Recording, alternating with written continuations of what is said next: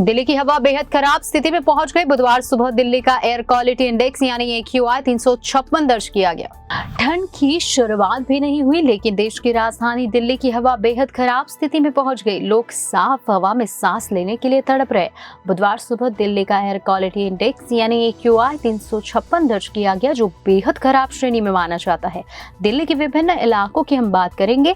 आनंद विहार में AQI 372, ITO में 327, ओखला में 356, जबकि इसके अलावा दिल्ली से सटे नोएडा का एयर क्वालिटी इंडेक्स यानी AQI 268 रहा।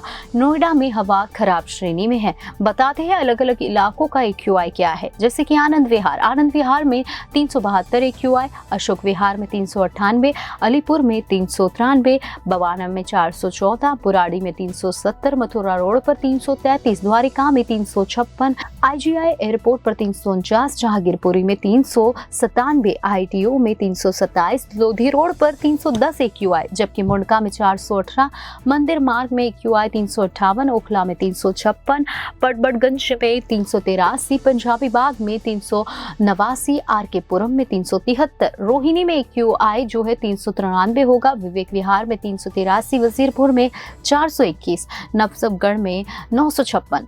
अब हम बताते हैं AQI कैसे होता है।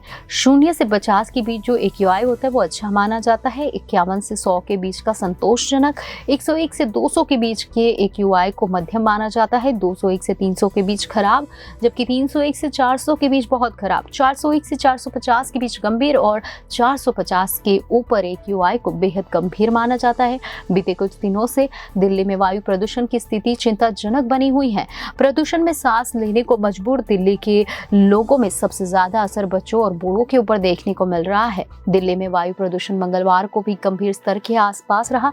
बीते दिन दिल्ली में औसत AQI 373 दर्ज किया गया और सोमवार को 381 और रविवार को 382।